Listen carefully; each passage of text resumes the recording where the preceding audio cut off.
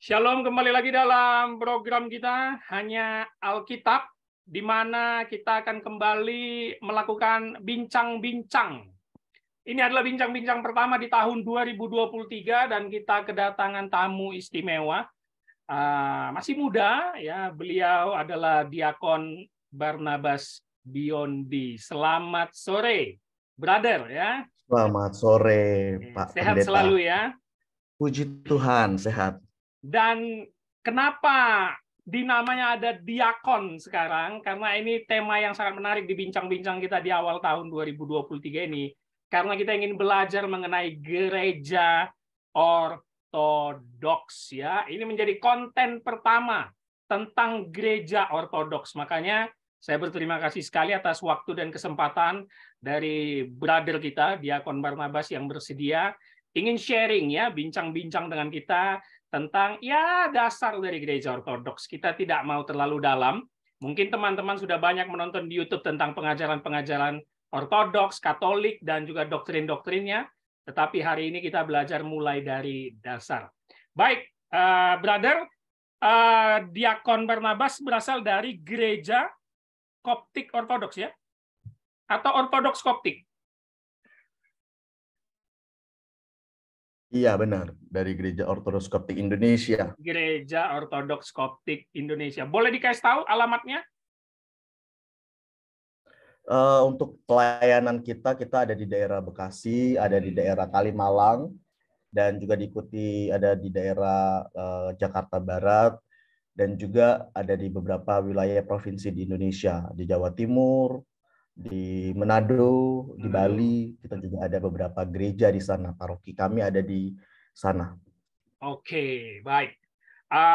Seingat saya, koreksi kalau salah, ada 4 basis atau klasis terbesar dalam kekristenan, yaitu pertama gereja ortodoks, Yes. gereja Katolik, Protestan setelah Reformasi, dan yang terbaru adalah Pentakosta. Ya, Yep. seingat saya 4 inilah klasis kita yang terbesar, dan yang pendahulunya, yang dimana dimulai semuanya adalah ortodoks dan Katolik. Nah, hari ini kita akan belajar nih secara singkatnya nih, mulai dari ya kita tahu pada sejarah dulu ada perpecahan, ada perbedaan pendapat, perbedaan doktrin atau dogma, sehingga semua memisahkan diri, Barat dan Timur.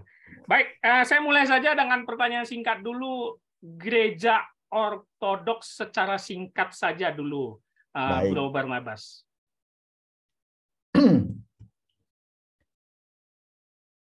Oke.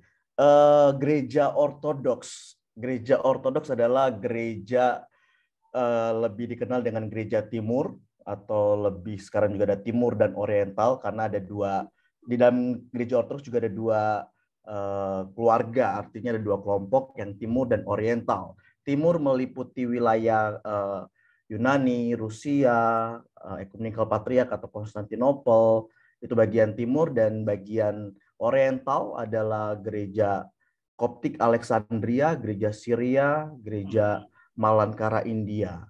Nah, gereja ortodoks ini sebenarnya bisa dikatakan disebut kemudian ortodoks ketika terjadi skisma antara gereja timur dan kemudian ada gereja Roma atau gereja barat, seperti itu. Dan arti ortodoks itu sendiri adalah kami mempercayai dalam perspektif kami ajaran yang lurus, dari dua kata Yunani sana, ajaran yang lurus. Artinya memang dari sudut pandang kami meyakini bahwa ajaran yang kami pegang adalah warisan.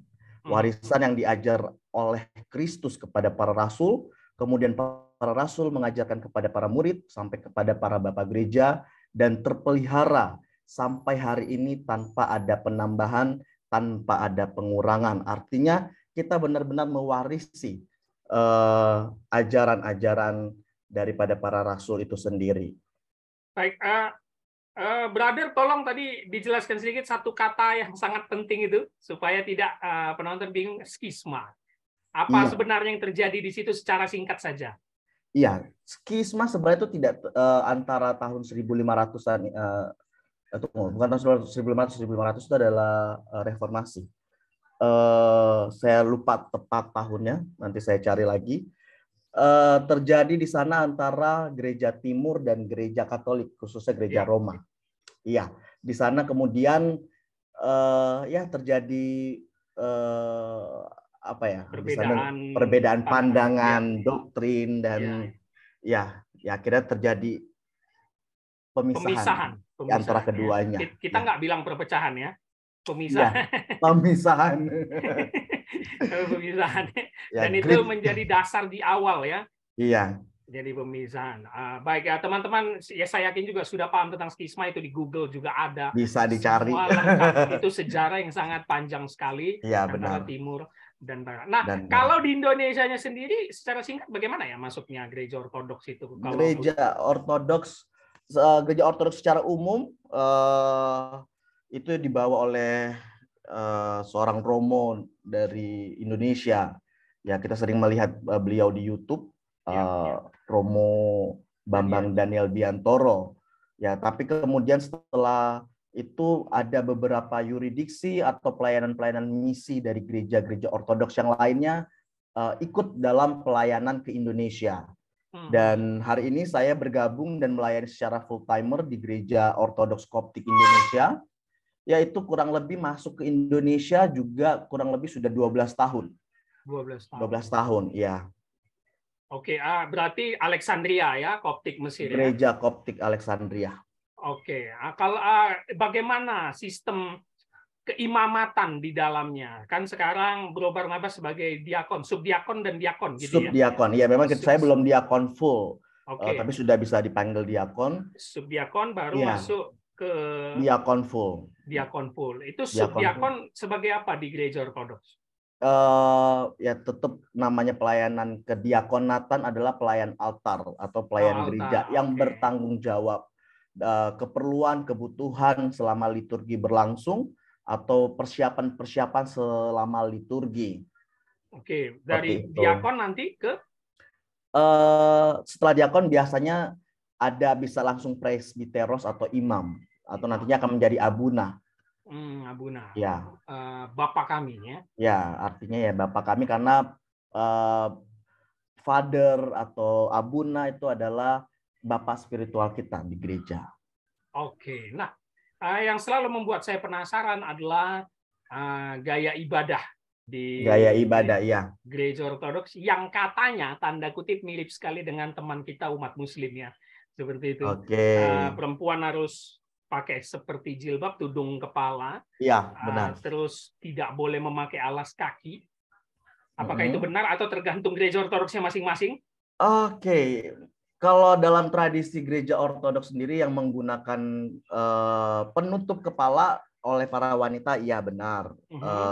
Kita masih para wanita dihimbau untuk menutup kepala, mereka itu benar. Dan duduknya dipisahkan dengan laki-laki ya? Duduk dipisahkan. Duduk dipisahkan. Jadi mirip dengan agama Muslim ya? Saya tidak bilang mirip karena kami duluan. Sorry, benar. Karena gereja terlebih dahulu ada. Iya, betul. Kemudian saudara kita di abad ke-6. Oke. Lalu yang paling menjadi ciri khasnya adalah nyanyian Mazmur ya?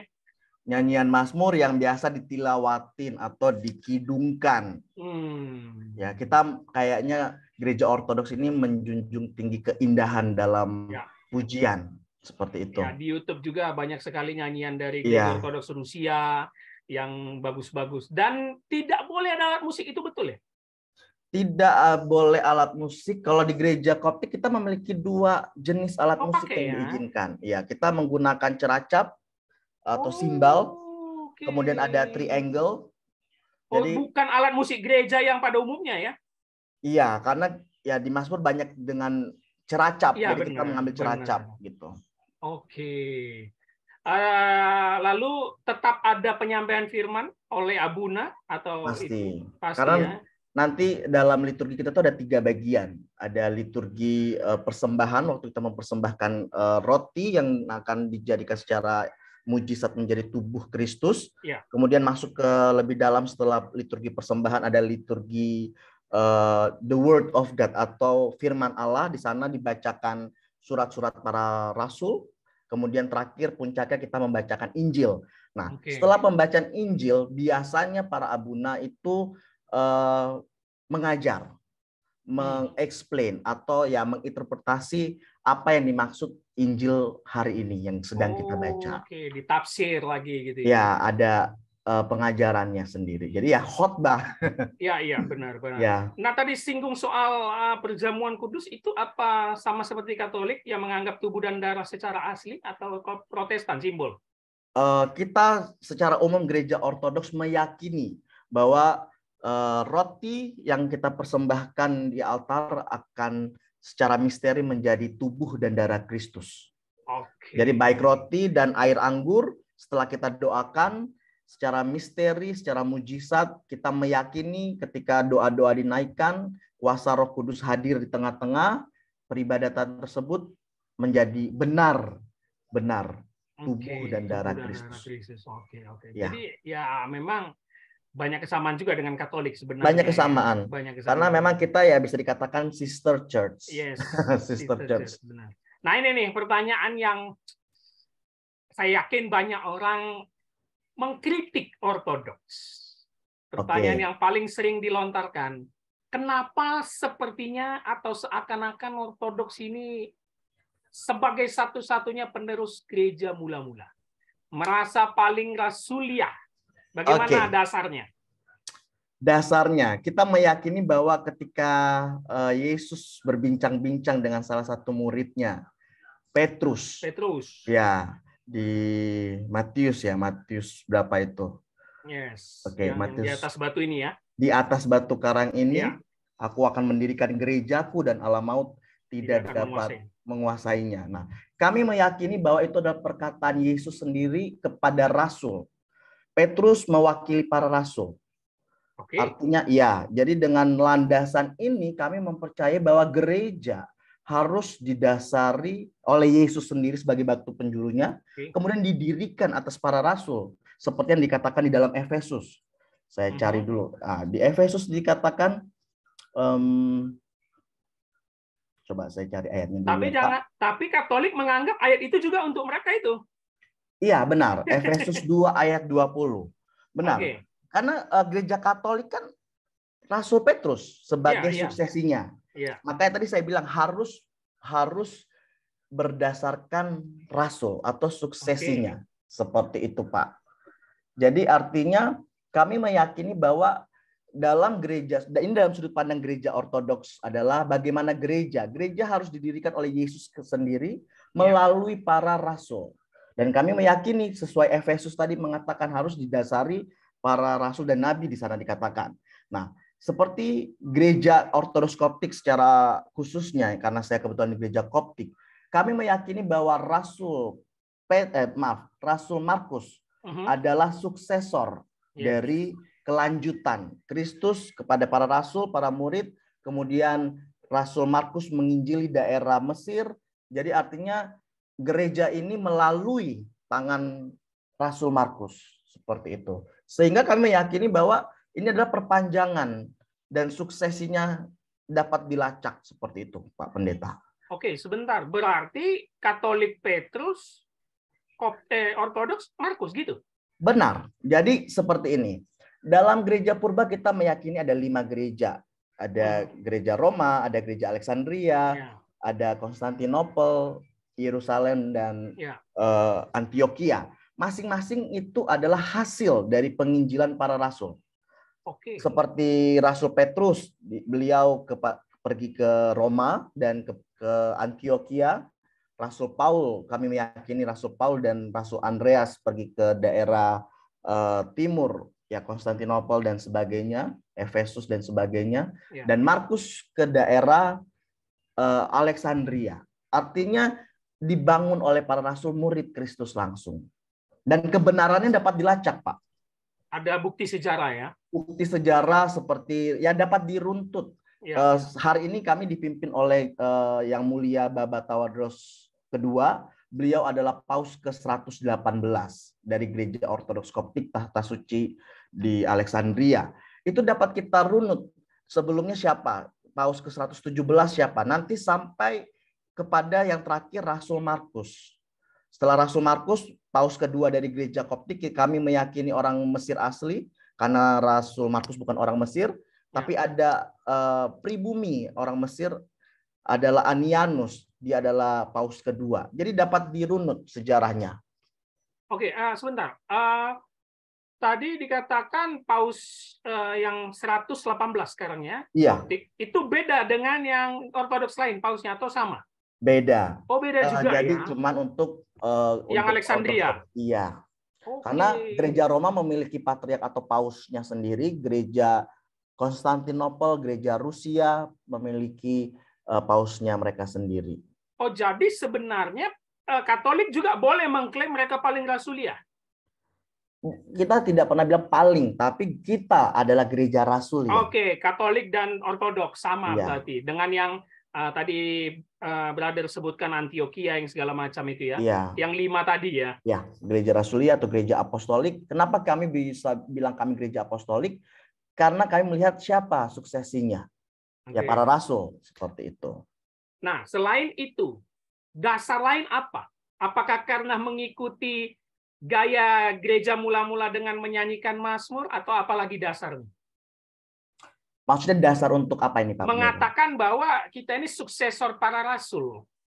Oke, hanya dasar itu saja. Sesuai tadi perkataan di Matius, Yesus akan mendirikan gereja di atas batu karang.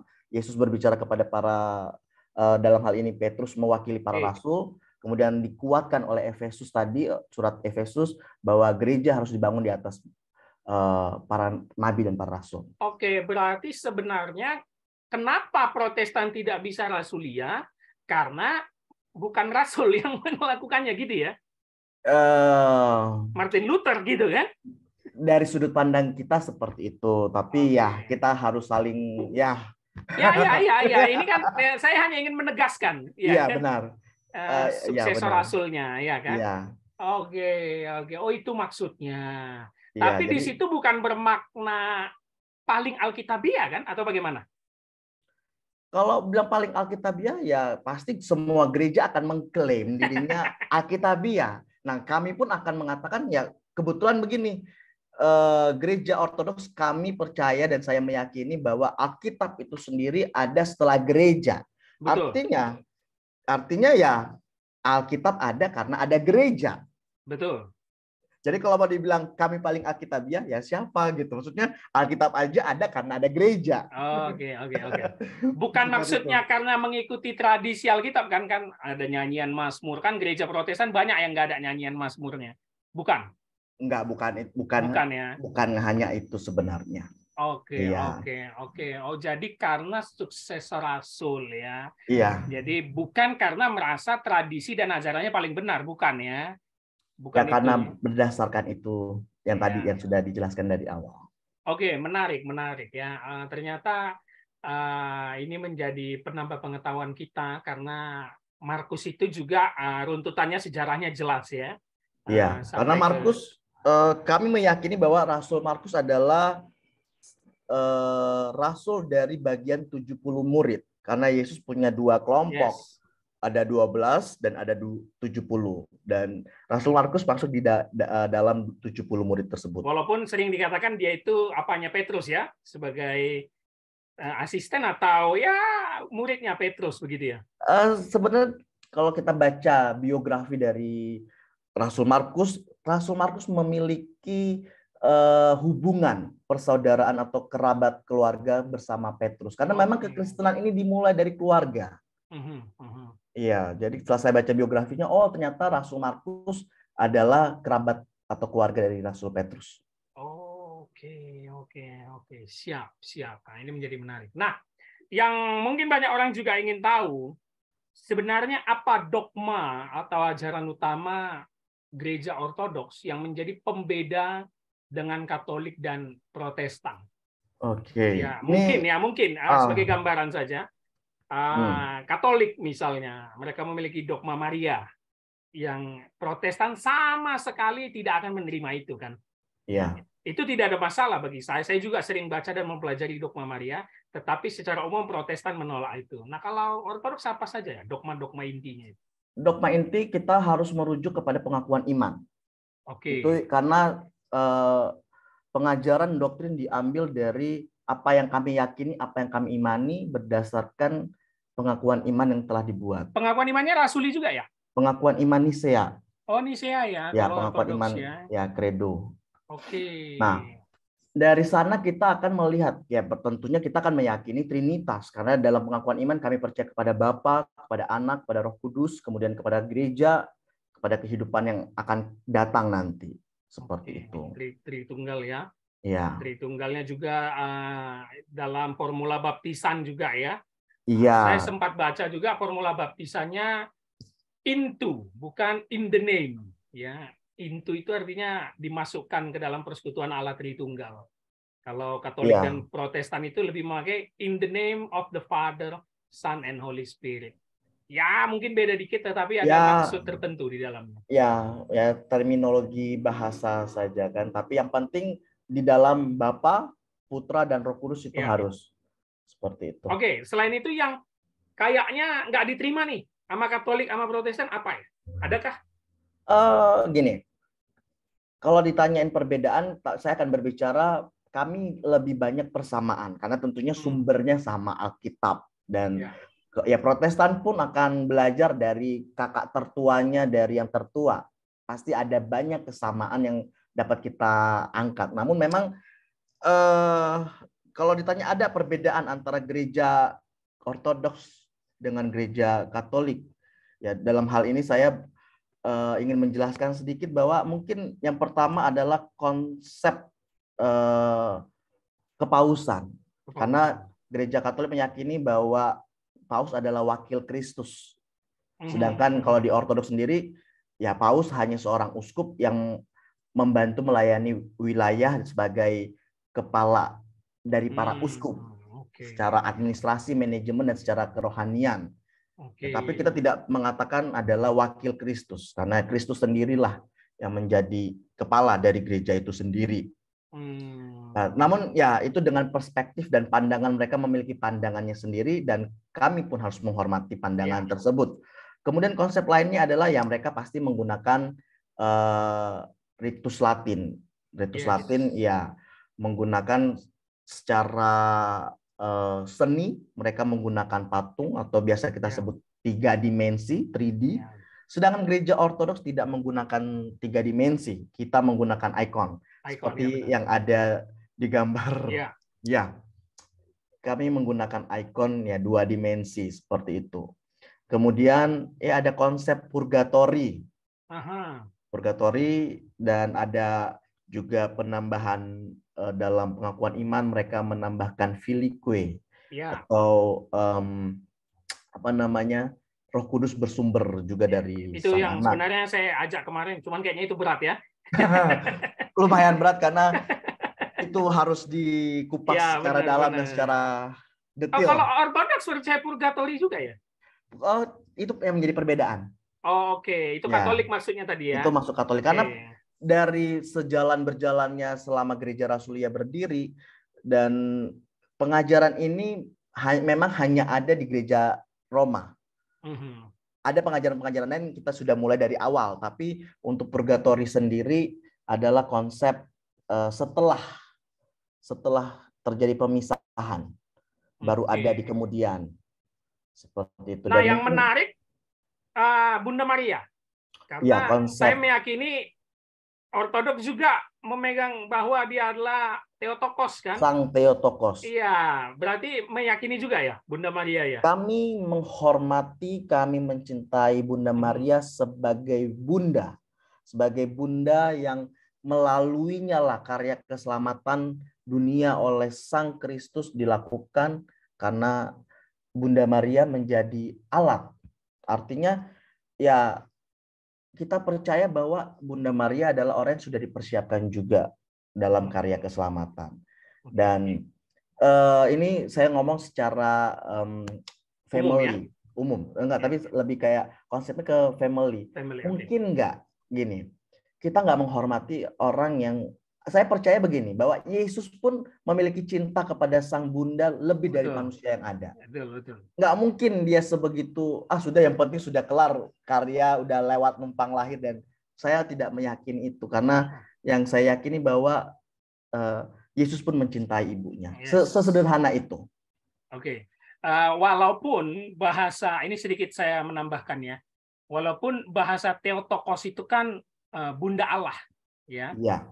yang sebenarnya di dalam formula Tritunggal atau Duinatur Kristus itu benar sekali, tetapi banyak orang Protestan, khususnya orang Reformasi, ya Reform itu tidak menerima bahwa Bunda Maria adalah Bunda Allah. Ya, seakan-akan jabatan Maria ini tinggi sekali dikatakan Bunda Allah. Jadi mereka hanya meyakini Maria itu Bunda Kristus yang sebagai manusia, Ya, Christotokos. tetapi tidak meyakini Bunda Allah, ya. Padahal itu adalah formula Duinatur Kristus yang sangat benar. Kalau kita Justru, meyakini kemanusiaannya, dia pasti kita meyakini kealahannya, itu kan. Karena Oke. gelar Theotokos ini kan ada untuk melawan bidat yang Betul. mengatakan bahwa Yesus hanya sebagai manusia. Yes. Akhirnya gelar ini diberikan kepada Bunda Maria. Justru pemberian gelar ini adalah untuk menegaskan bahwa benar-benar yang dilahirkan oleh Bunda Maria adalah Sang Allah sejati. Jadi sebenarnya konsepnya adalah konsep berpikirnya bukan untuk menaikkan derajat Sang Bunda, namun untuk menegaskan keilahian dari Yesus Kristus itu sendiri. Betul, betul sekali, betul ya. Jadi apa ya, kita harus rendah hati dalam memahami pemahaman itu. Ya. Karena latar belakang sejarahnya untuk melawan ajaran bidatnya pun memang jelas tertulis ya di dalam konsili-konsili, kan begitu ya. Benar. Oke, ada lagi yang lain mungkin berada selain itu? Ajaran-ajaran yang berbeda? Mungkin konsep Immaculata. Ini apa nih? Konsep Immaculata, kalau saudari Gereja Katolik meyakini bahwa Bunda Maria sudah dikuduskan atau disucikan sejak di kandungan. Tanpa noda ya? Tanpa noda tersebut. Nah, seperti itu. Namun dalam pandangan Gereja Ortodoks benar bahwa Bunda Maria dikuduskan, namun itu terjadi bukan pada saat dikandung oleh sang ibu dari Bunda Maria. Kami meyakini itu terjadi ketika kunjungan malaikat. Ketika malaikat Gabriel datang menyampaikan kabar bahwa engkau akan mengandung dan Roh Kudus akan menaungimu. Nah, disitulah kami meyakini bahwa baru terjadi pengudusan tersebut karena Roh Kudus datang kepada Bunda Maria, menyucikan Bunda Maria, sehingga Bunda Maria mengandung Sang Allah. Betul, betul. Kemarin saya juga belajar itu yang tentang doktrin Bunda Maria. Ada 4 itu. Dikandung tanpa noda, diangkat ke surga. Nah, itu bagaimana Ortodoks? Diangkat ke surga menerima juga? Kita mengatakan assumption, ya memang diangkat. Oke, yang berarti sama ya. Mirip juga dengan. Tapi dia terjadi tertidur, artinya dia secara fisik meninggal. Namun kami meyakini bahwa tubuh yang suci ini yang pernah melahirkan Sang Allah, kami meyakini bahwa Allah tidak akan membiarkan terjadi secara alami fisik seperti itu. Tubuh sucinya dan tubuh kudusnya diangkat. Oke. Nah, yang menarik kalau kita belajar teologi, tentu dari sumbangsi Gereja Ortodoks ini sama seperti Barat, ada bapak-bapak gereja ya, yang selalu dijadikan pegangan, rujukan ya. Tafsirnya kalau Barat kita semua mungkin sudah tahu Agustinus ya. Kalau di Timur ada Brother bisa beritahu nama-nama yang paling penting bagi Gereja Ortodoks? Bagi kami semua para bapak gereja itu penting. Ya, ada 3 bapak gereja dari Kapadokia, tapi sang pembela iman adalah yang Santo Athanasius, sang pengaku iman, karena beliaulah yang menghajar atau menghardik pengajaran dari Arianus, ya. Sama-sama dari Alexandria mereka. Arianus juga dari Alexandria, gereja Alexandria, dan Athanasius juga dari gereja Alexandria. Ya, ini adalah bapak atau yang kami hormati juga sebagai pembela iman, karena dengan adanya beliau kita bisa secara tegas meyakini bahwa Yesus adalah Sang Allah itu sendiri. Kita menolak konsep dari Arianus. Dan saya yakin kalau semua orang belajar teologi nggak mungkin nggak belajar Athanasius ya. Iya. Pasti belajar. Kebetulan itu dari gereja kita, dan kemudian dia menjadi patriark dari gereja kita. Athanasius. Menjadi Paus Athanasius. Dan kemudian ada Saint Antonius sebagai sang bapak hermit atau sang betapa yang ya kehidupan monastik dimulai dari Saint Antonius. Oke. Sebentar sedikit saya agak kembali ke gaya ibadah. Kalau ortodoks ini ya, mistis juga ada dupa. Iya. Sama ya kayak Katolik juga ya. Sama dengan Katolik. Nuansa mistisnya ada ya. Nuansa mistis yang positif ya. Iya, Karena nanti iya. kadang orang kalau ngomong mistis, ya pasti kayak horor gitu kan. Padahal mistis itu adalah spiritual yang terjadi yang dapat kita rasakan dalam peribadatan kita. Karena memang gereja Ortodoks itu adalah gereja yang unik. Artinya seluruh panca indera kita menikmati dalam peribadatan. Artinya mata kita melihat ikon. Penciuman kita menghirup aroma dupa yang harum. Kemudian sentuhan dan sebagainya. Kecap kita merasakan tubuh dan darah Kristus. Telinga kita mendengarkan pujian dan mazmur. Menarik ya. Wah, itu bisa menjadi apa juga tuh untuk gereja Protestan tuh. Masukannya. Supaya jangan asal buat liturgi gitu kan ya. Supaya memang ya ada sisi alkitabiahnya juga lah yang benar. Karena banyak gereja Protestan mazmur itu udah dihilangkan, nggak ada sama sekali, ya kan? Bahkan ada gereja yang nggak pengakuan iman juga nggak ada juga. Iya, banyak hari-hari ini. Banyak sekali. Jadi memang kalau brother mau katakan, bolehlah sedikit kembali ke gereja-gereja yang kakak tertua ini gayanya harus gitu ya. Jangan bablas dengan ditelan zaman, begitukah? Saya karena memang kebetulan sebelum saya jadi seorang Ortodoks, saya adalah seorang Pentakostal. Jadi saya tahu bagaimana menjadi worship leader, saya tahu bagaimana menjadi seorang singers.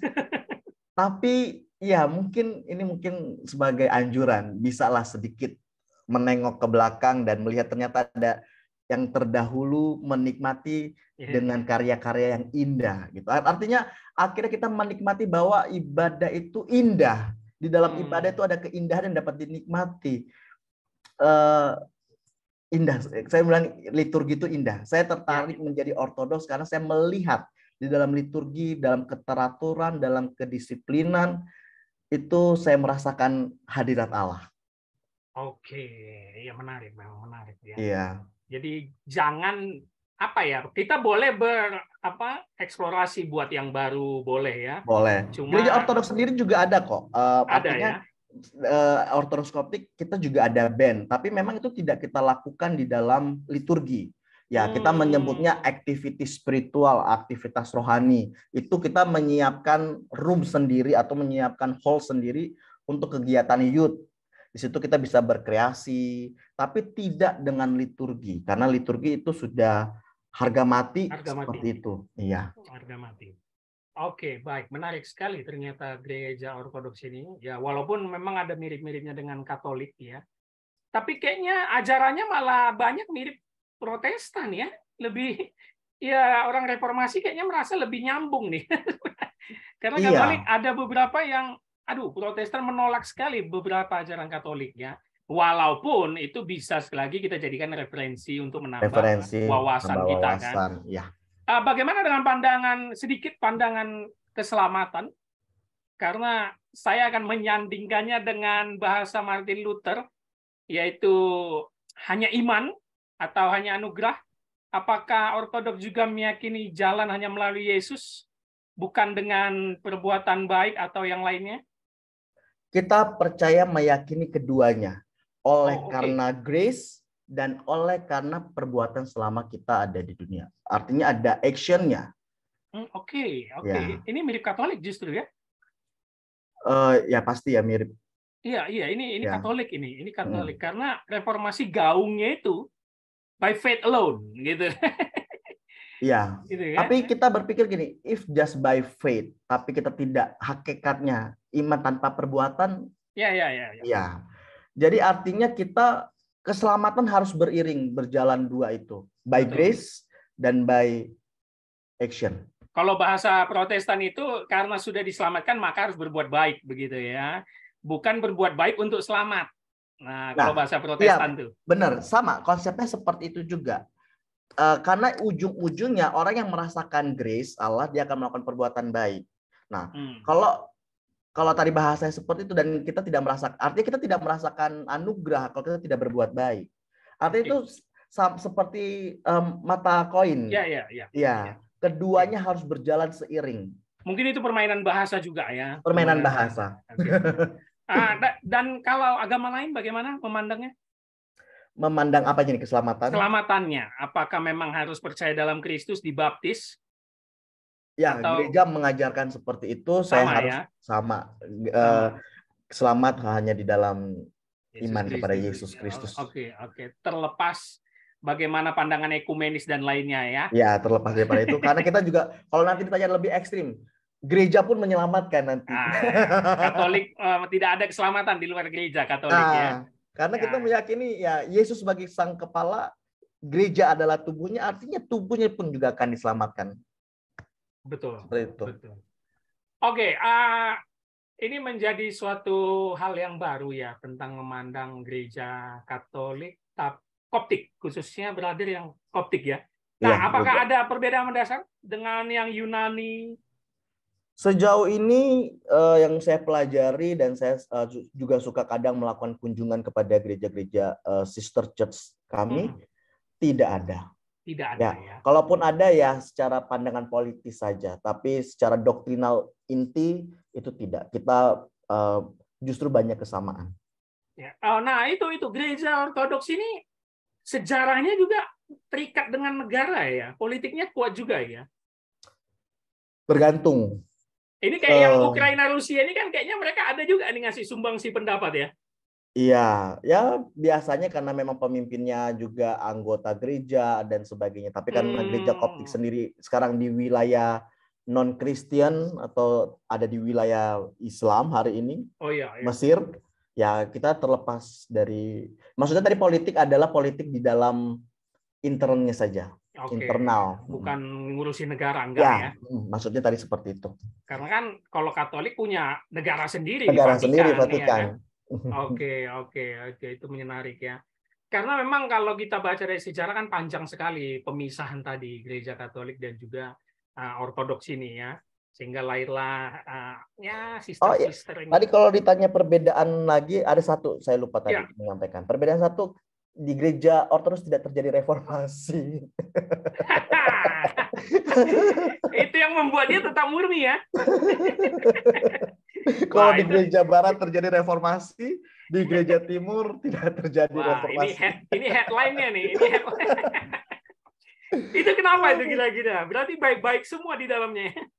Ya, artinya kalaupun tidak baik-baik saja, gereja pun juga mengalami yang namanya naik surut. Gereja Ortodoks juga mengalami hal yang sama. Namun, ada juga masa kelamnya, ada juga ya. Semua gereja, saya pikir selama masih manusia yang menghandle gereja akan tetap ada. Tapi ya puji Tuhan, Tuhan tetap tadi sesuai ayat Matius, Tuhan tidak akan Allah mau tidak akan mengalahkan gereja. Iya benar-benar tidak terjadi. Oke, tidak ada ajaran yang membuat satu orang seperti Martin Luther gerah sepertinya ya. Ya. Baik-baik semua Ortodoks ini kan. Iya. Oke, sekarang kita ke praktisnya sebelum kita akhiri, brother ya. Nanti kalau terlalu lama pusing orang melihat kita. Kenapa kayaknya di Indonesia kurang hype gereja Ortodoks? Apa karena gereja-gereja Protestan dengan berbagai denominasinya menawarkan variasi, atau memang sudah sedari dulu gereja Ortodoks berjalan seperti ini? Kurang terkenal dimaksudnya.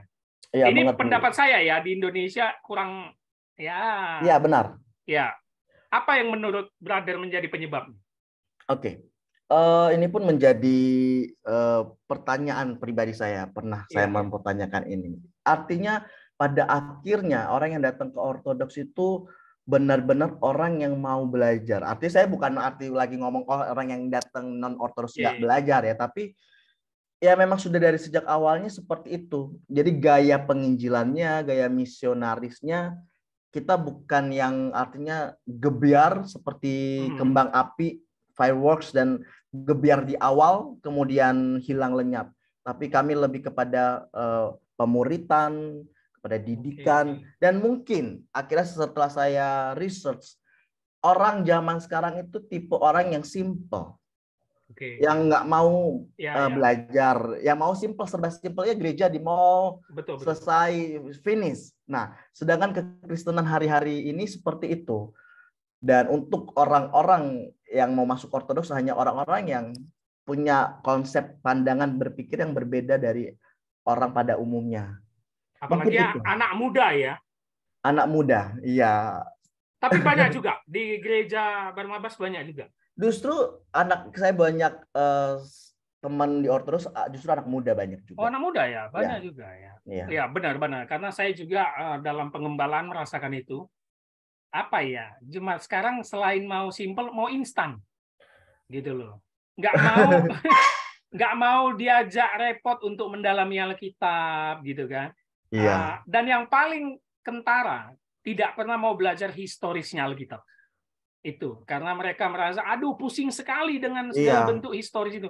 Padahal Alkitab itu kan harus dilihat juga secara konteks Sejarah historisnya. historis, benar. Karena agama Kristen adalah agama sejarah, agama Betul. historis. Jadi, tapi ya beginilah memang pergumulan kita. Iya. Pendeta motivator itu lebih terkenal. Yang pokoknya ngomongnya menyemangati aja tanpa dasar Alkitab yang benar gitu kan Iya, ya. walaupun teologinya kadang-kadang nggak tepat. Betul. Betul. Berarti brother mau mengatakan kalau mau masuk ortodoks itu pasti pemahaman Alkitabnya jelas ya. Harus, karena sebelum menjadi seorang ortodoks kita melakukan namanya katekisasi.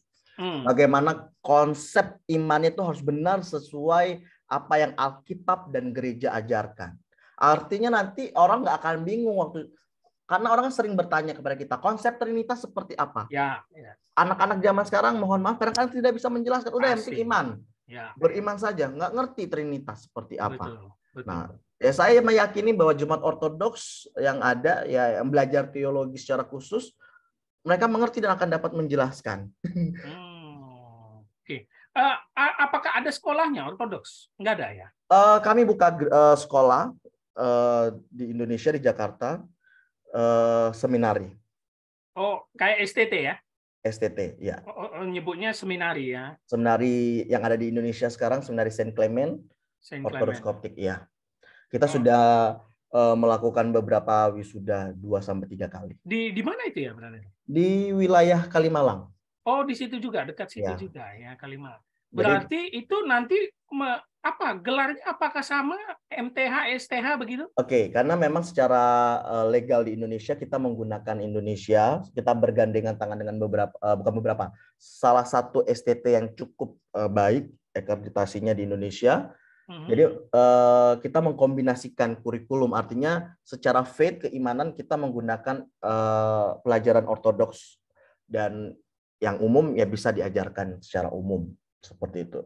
Gelarnya ya kita ya tergantung, kita ada 2 pilihan, ada sarjana pendidikan Kristen dan sarjana teologi. Sama ya, sama berarti. Sama ya, karena kita jenjangnya juga sama, ada S2 S3. Jenjangnya untuk sementara kami hanya buka S1. Oke, S1. Ya. Oh. Karena biasanya nanti gereja melihat apakah anak yang misalnya udah cukup mumpuni, artinya nanti ya bisa dikirim ke Australia atau dikirim ke Kairo untuk belajar lebih lanjut lagi. Brother ngajar kah di situ? Kebetulan saya mengajar. Oh, ngajar situ ya? Iya. Oh, harus orang ortodoks? Enggak harus orang ortodoks, tapi untuk yang mata kuliah doktrin harus orang ortodoks. Tapi seperti mata kuliah yang lain, strategi pendidikan dan sebagainya, kami mengundang beberapa dosen dari luar. Oh, luar negeri ya. Oh, bolehlah saya ngajar. Boleh. Nanti apa baru? Siap. Oh, ada juga dosen luarnya, ada juga. Dosen luar ada, dosen luar negeri ada, dari Australia, dari Mesir ada, dan dosen dari STT yang ada di Indonesia juga ada. Oke, luar biasa, mantap sekali. Ya itu, semoga ortodoks bisa maju terus di Indonesia ya. Ya ini salah satu tadi cara untuk betul mewartakan kabar baik. Betul. Gayanya memang mungkin tidak seperti orang Injil yang menggebu-gebu ya. Menggebu-gebu, iya. Tidak ya, sunyi senyap saja seperti ibadahnya ya. Iya. Mungkin kita punya istilah main di bawah karpet. Main bawah karpet. Oke, menarik. Saya juga kebetulan lagi eksposisi Injil Markus itu, ayat per ayat di gereja. Dan Markus itu kan Injil tertua, ya. Markus Injil itu adalah pertama. Kami ya, Injil meyakini pertama. Injil pertama. Jadi memang banyak hal yang perlu digali dari Markus ya, luar biasa ceritanya tentang Yesus. Dan ternyata dia adalah rasul untuk gereja Ortodoks Koptik ya. Koptik Alexandria, Koptik Mesir. Alexandria. Oke, baik brother. Mungkin kita sesingkat ini karena saya tahu sebenarnya banyak sekali di dalam gereja Ortodoks yang sebenarnya bisa kita kupas secara dalam, tetapi karena di YouTube juga sudah ada yang bahas, dan kebetulan Pak Daniel juga Langsung, aktif, sesepunya, dia ya. aktif kan, soalnya Benar. aktif. Jadi dia sudah mengajarkan juga banyak doktrin Ortodoks. Kiranya channel kita ini menambah wawasan yang dari dasar, supaya orang, saya yakin banyak yang tidak tahu soal suksesor rasul. Termasuk saya tadi. Saya juga belum tahu ternyata Markus lah, Katolik Petrus, baru Antioquia Paulus Petrus, ya. Petrus. Oh, Petrus juga ya. Baru si Turki ya Paulus ya. Ya. Dan segala macam itu menjadi pedoman bahwa disebut gereja rasulia. Karena banyak sekali kemarin saya posting tentang kita flyer, itu langsung bilang orang, itu gereja merasa paling benar, Pak Pendeta. Nggak usah ditanya-tanya gitu. Saya penasaran kenapa ya mereka merasa paling benar. Ternyata bukan merasa paling benar. Ya, tapi sebenarnya tadi Bro juga bilang semua gereja merasa paling benar sebenarnya. Gitu. Merasa paling alkitabiah. Ternyata ada sejarah yang paling baik. Untuk menurut saya ingin memberikan kesempatan kepada Bro Barnabas memberikan kata-kata tentang perkembangan Ortodoks dan iman dan hubungannya terhadap iman kekristenan di Indonesia saja.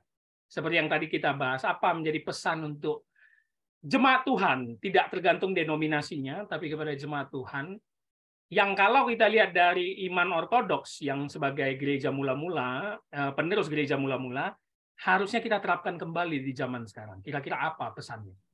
Oke, baik. Kepada semua pendengar dan rekan-rekan, saya bukan menggurui, tapi berpesan bahwa kita juga harus melihat bahwa ada gereja yang terdahulu yang pernah bertempur melawan bidat dan sebagainya, yang berjuang untuk melawan kesesatan di abad-abad awal. Artinya, jika kita mau menjadi Kristen, kita harus menjadi Kristen yang giat, belajar membaca Alkitab, mendengar firman Tuhan dengan baik, berlandaskan dengan teologi yang benar dan tepat. Bukan hanya sekedar yang sekedarnya saja, namun kalau bisa lebih dalam, lebih dalam. Kenapa? Karena kebenaran firman Tuhan akan memerdekakan kita untuk hidup lebih baik dari hari ke hari, sehingga pada akhirnya kita benar menjadi para pengikut Kristus melalui tindakan dan perilaku kita di kehidupan sehari-hari. Mungkin itu saja. Oke, intinya percaya Alkitab tapi jangan lupakan tradisi, begitu ya? Iya. Jangan kembali. lupakan sejarah. Sejarah, gitu ya? Back to origin, back to radics. Nah, itu dia. Kembali ke akar. Kembali ke akar. Itu yang menjadi beban setiap umat percaya. Yeah. Jangan mau yang terima langsung enaknya saja, gitu ya.